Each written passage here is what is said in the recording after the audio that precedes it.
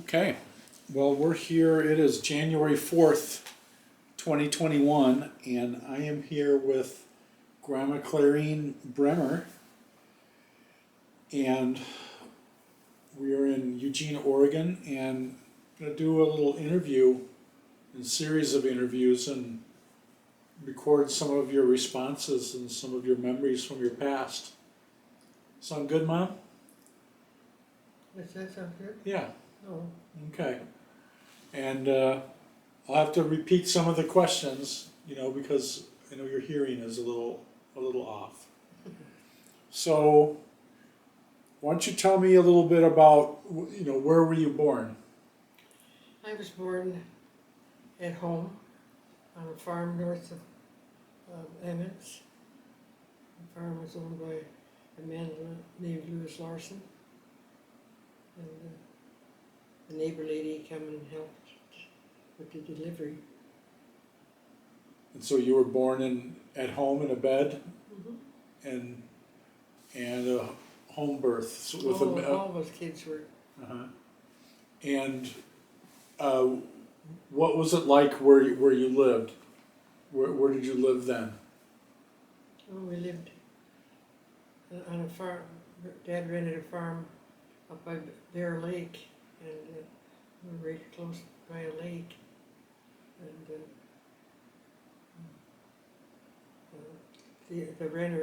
the owner lived with us, What was his name? Lewis Larson. And your mom Grandma Hogsdal kind of took care of him too, right? Yeah, he had it so good. He was always included in everything with the family, and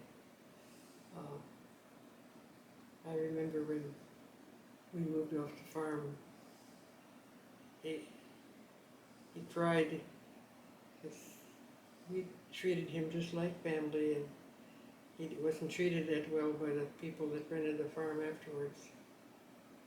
And I remember he came over one day with a bunch of lemons, and he asked Mom if she would make lemonade. He said he never got lunch anymore.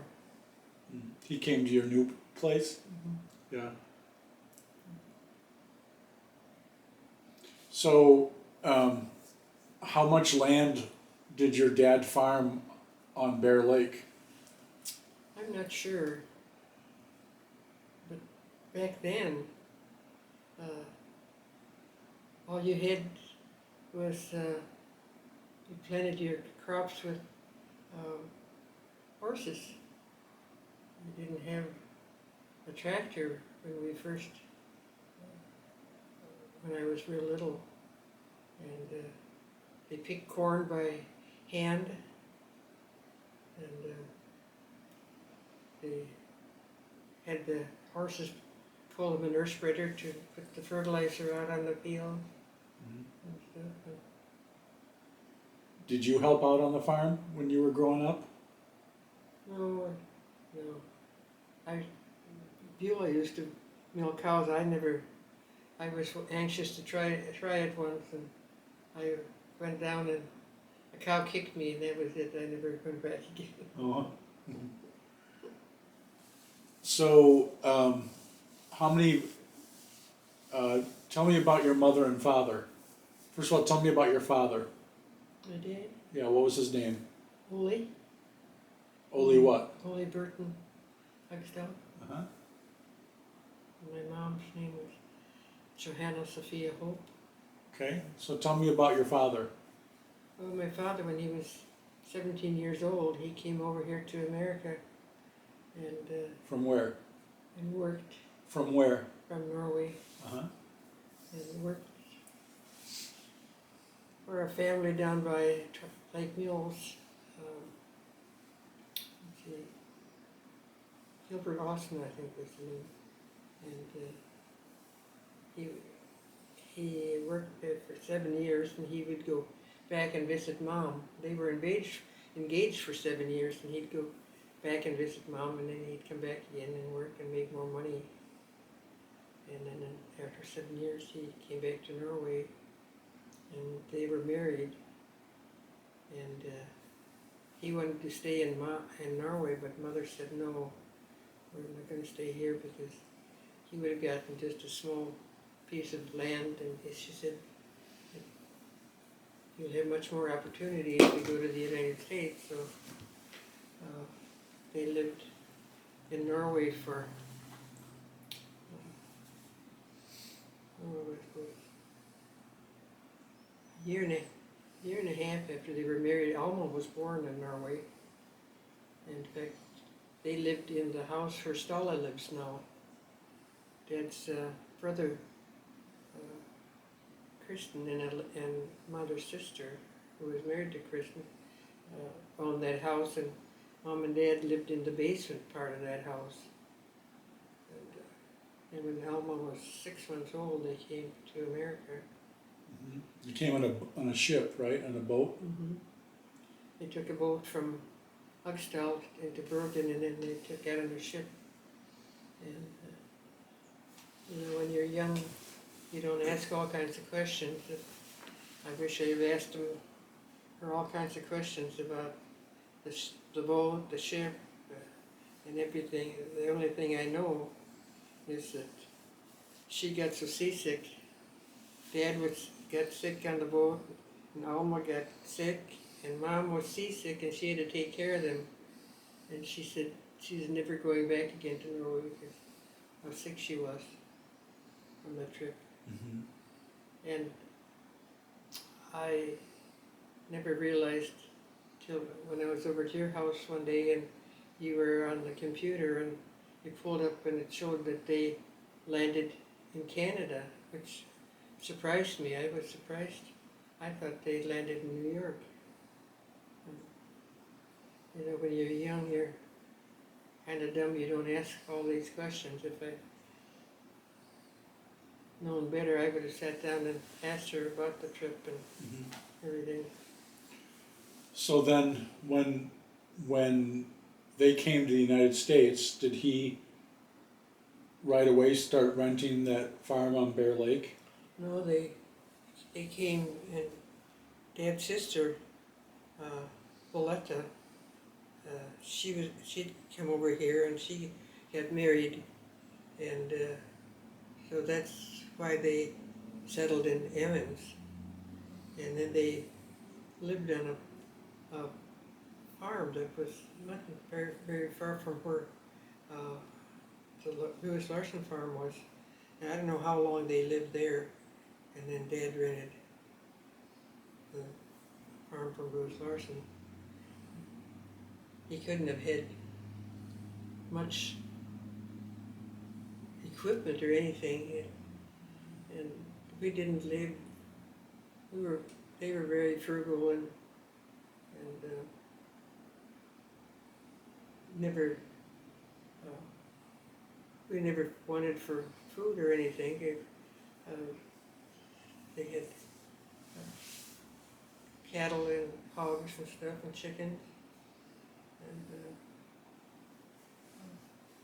so we had plenty of food and everything, and we weren't wanting for anything. We were poor, but we didn't know we were poor. Mm-hmm. So what year were you born? I was born in 1925. And how many brothers and sisters did you have? I had 2 sisters and 1 brother.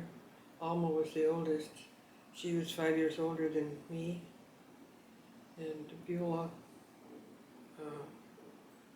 I think, was born in 1923. And then I was born in 25, and Ray was born in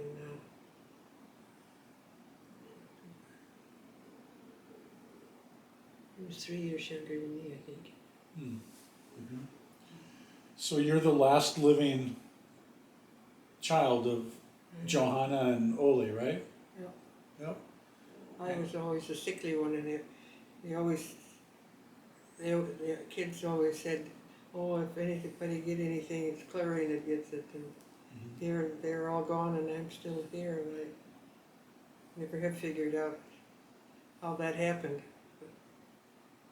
So you grew up speaking Norwegian at home a lot? Well, Mom and Dad, Auntie Knudsen would never let Dad's sister. She I guess refused to learn English. She never talked English at all, and so it was whenever they were together, they were speaking Norwegian, and I guess, and I remember we always, Mama taught us the Norwegian dinner prayer. We said that every day for when we ate.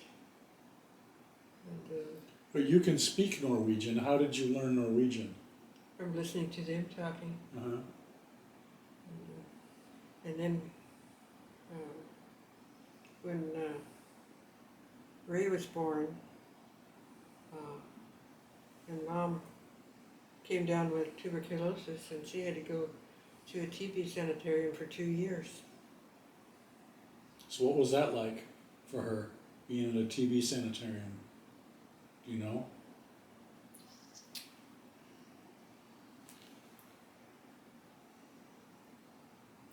It was a real sad time.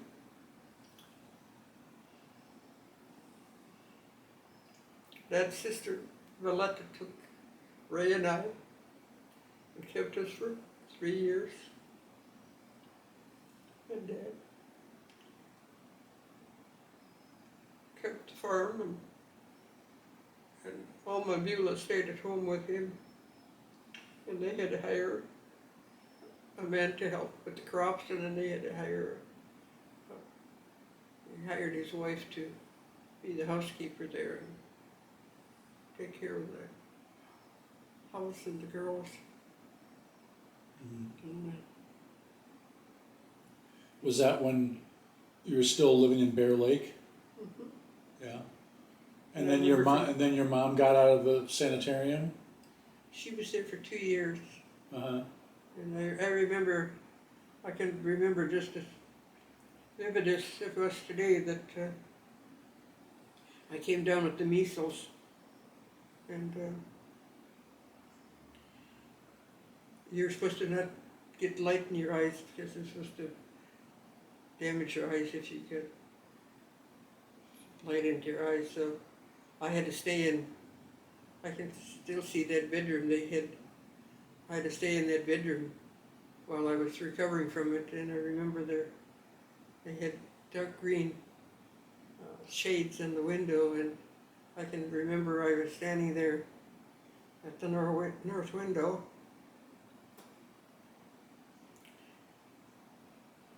looking out and crying, "Mama, Mama."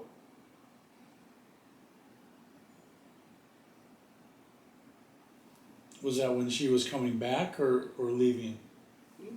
Was that when your mom was coming back or leaving? She was still at the sanitarium. Oh. She was up at Cannon Falls for a while, and she was up at Walker, Minnesota. And sometimes Dad would take us kids with him when he'd go up to see Mom. And I remember he'd always have our nice clothes hanging in the car, and we'd change when we got there so we would look nice for her.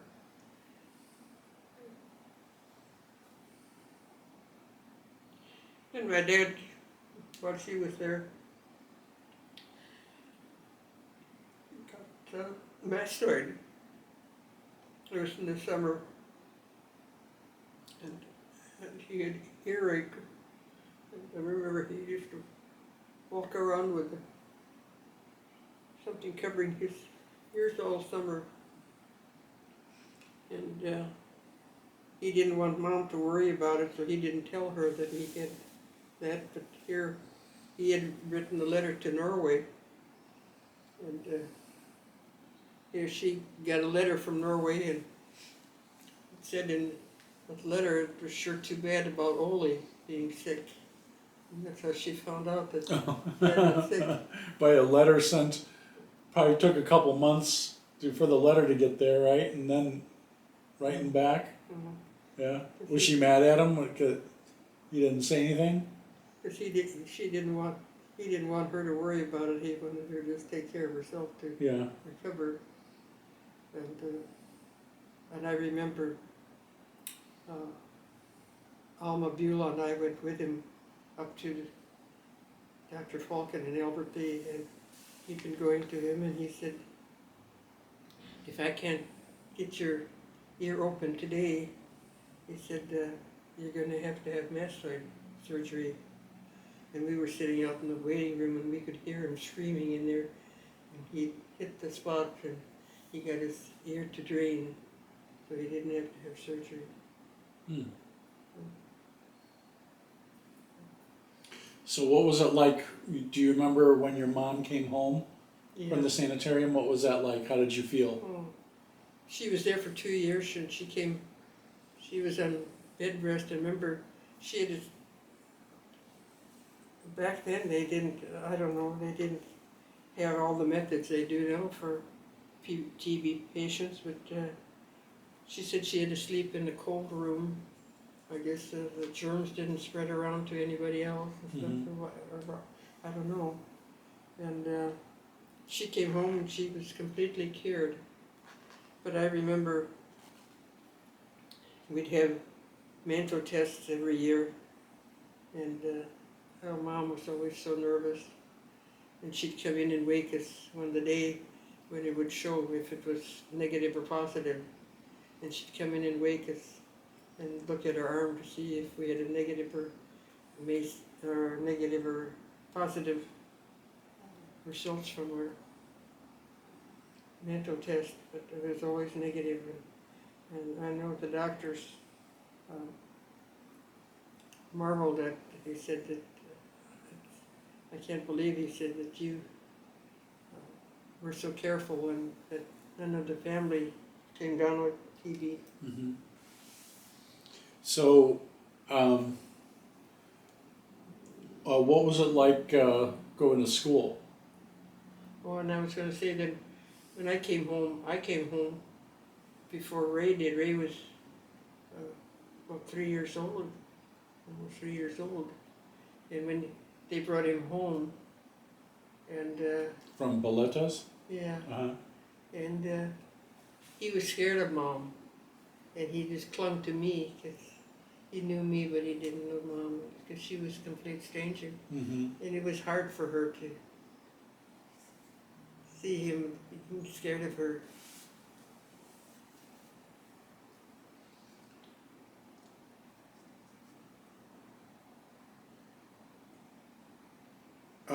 So what did you do? What kind of things did you do to play when you were a little girl? What was it like? Like what did you guys like? You know. We made our own play stuff. We would find nice straight poles from tree limbs, and we'd use those and pretend they were horses, and we'd play what they call prick-a-pin. You'd make a little hole in the ground, and you'd lay a stick along there, and then you had another stick, and you take and toss that stick to see how far it could go. We had a board where you numbered, and you had nails, and then you had numbers on it, and we used to use the rubber rings from Mom's that she discarded when she opened up her canned goods, and we couldn't use them anymore, and that's what we used as a toss board. Mm-hmm. Kids nowadays would go, okay. So did you watch TV then when you were a kid? TV? we had Did you have a radio? no, not for a long time. Mm-hmm. We did finally get a radio, and Lewis was hard of hearing, and he'd turn it up real loud, and he'd listen to some guy that was preach all the time. Father Coughlin, he'd sit there with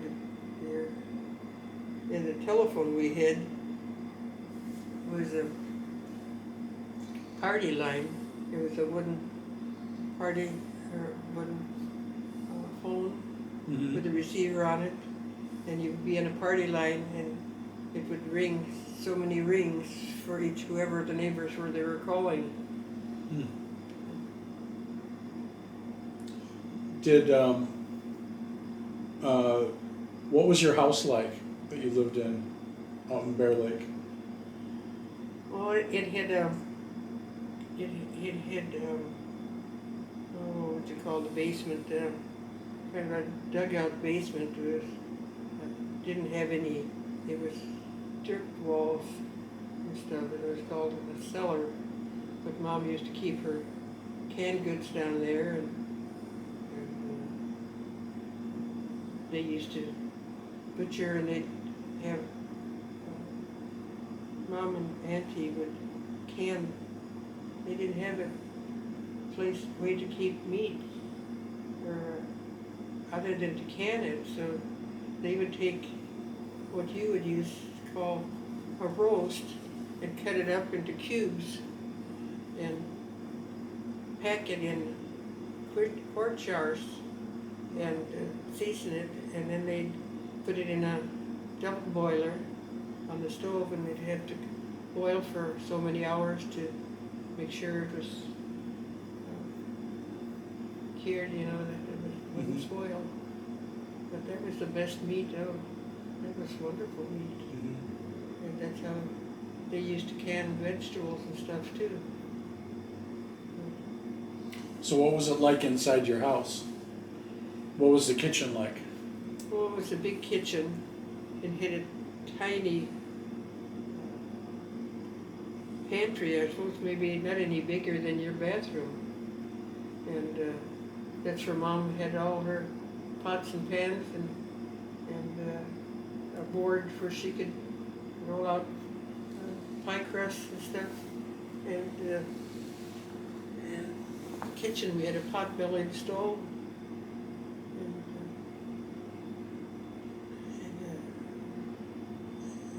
Had a big long table in the kitchen. And, So was it a wood stove that she cooked on?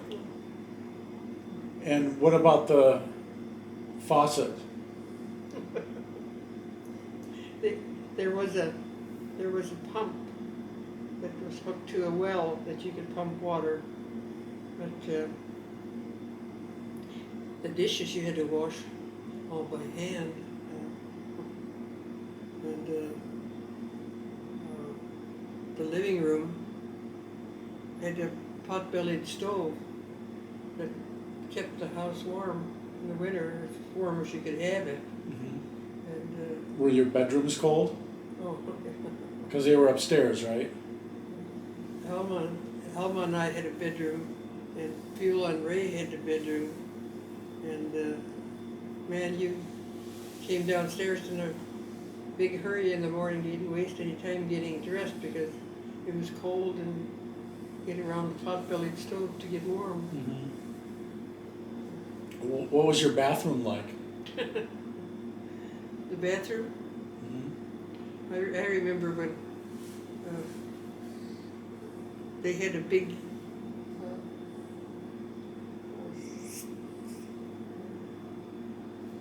stainless steel tub, big wash tub, and Mom would bring that in, and I guess we got a bath once a week, and we'd start out with the youngest one.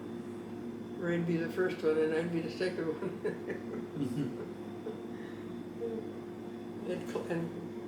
And washing clothes, Mom they had a house that was right next to our house. It was called a shanty, and it had a cook stove in there, and Mom would have to pump water and fill this copper boiler with water and heat it to wash clothes, and then she'd have a washing machine that she'd have to turn to to wash. Mhm. And in the wintertime, she had a clothes rack and she'd put the clothes on that and everything would freeze solid and then they'd bring it in the house to finish drying. Did you guys have ice? Huh? Did you guys have ice in the summer? No. They didn't bring in block ice and have it in sawdust or anything? No? Did you ever a cooler? Like a refrigerator, like a cooler, with ice in it? No?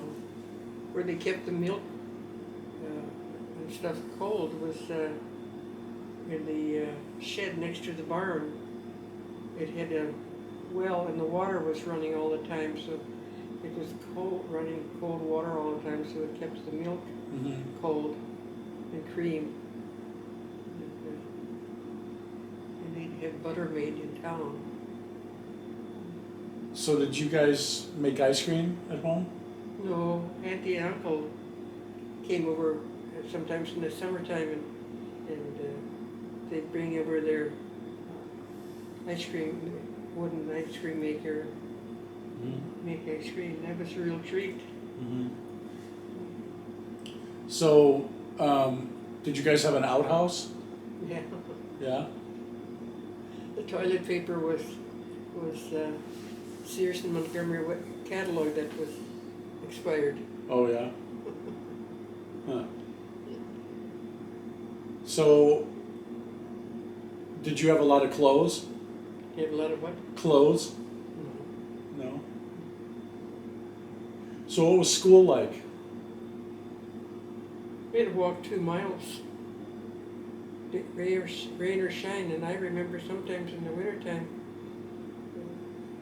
Dad would come to get us because it snowed so hard, and it was snowing so hard that the horses guide the way home.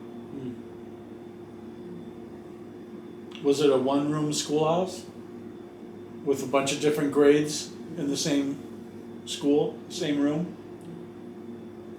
And they had a stove in there, and you could bring we'd bring cocoa in a mason jar and set it close to that door, but wasn't much fun. It was just Did you ever, do you remember what your teacher's name was?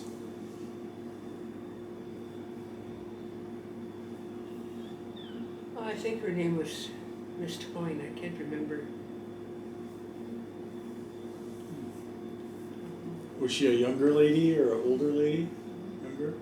And they usually rented a room in it. One of the neighbors in the district. Mhm. They, So when did you move from Bear Lake, and where did you move to?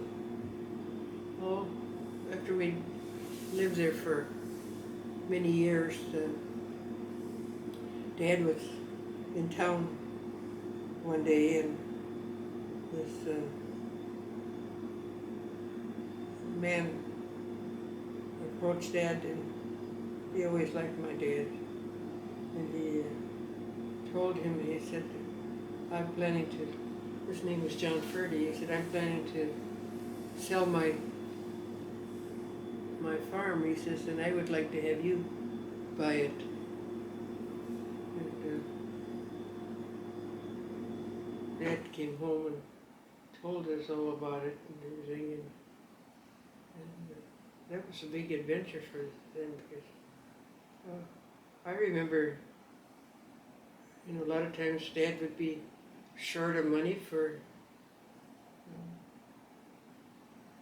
the crops and stuff, and that. I remember when Mom was I'm telling you about when Mom was in the sanitarium. Dad had to pay for her being in the sanitarium, and he had to pay for a hired man and a hired girl, and he had to pay the rent, and so money was really tight for him, and he went to the county commissioner and he asked him if he could get some help, and he told him no. So Dad had to just struggle along, And when Mom come back home again, she raised chickens, and she'd sell the eggs at the store, and that would buy the groceries that we needed, like bread and stuff. But as far as meat and potatoes, they'd buy several hundred pounds of potatoes every fall, so we had always had potatoes on hand and everything. And so Dad decided to buy the farm. Well, The farm that, the current family farm? Yeah. Yeah. so, we were so excited. We thought we'd died and gone to heaven. We were going to have indoor plumbing and have a bathroom. Mm-hmm. And so I remember when Dad told Louis Larson, the one who we've been living with all these years, that he bought a farm and was going to be moving. First he kind of laughed, and afterwards he was really upset because Mom and Dad were so good to him. They treated him like a member of the family. He was always included in everything. Mm-hmm. And so we moved over there. And How old were you when you moved? I can't remember exactly how old I was. But when we moved over there, the roads were terrible. I don't know if it was in the spring of the year we moved. I can't remember that. But the road, you'd go out past from Emmons, and then you'd go on that road to the right, left, and that was all ruts. And then we get to our driveway. You could hardly make it up the driveway. It was so bad. Mm-hmm. And I remember sometimes Dad had to you get the tractor up to pull the car up. Mm-hmm.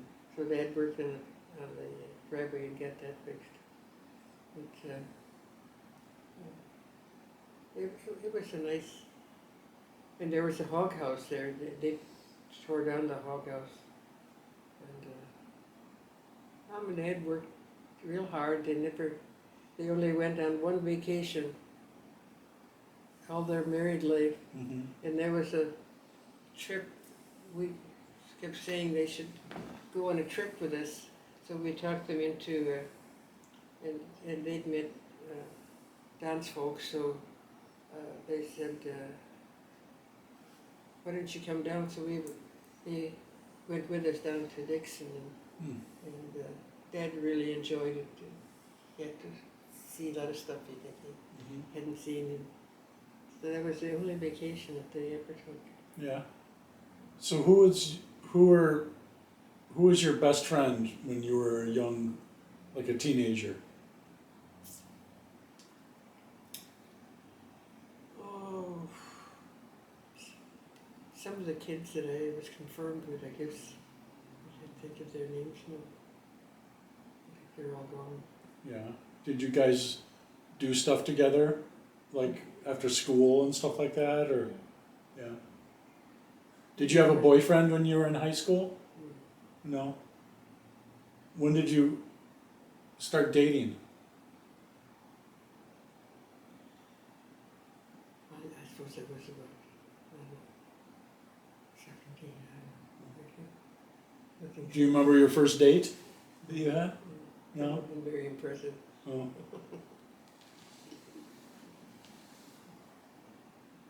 I remember Velma, my friend, she was dating Jim, who she married, and one of her friends had a brother that wanted to date me, but I wasn't. It didn't appeal to me. Uh-huh. Yeah.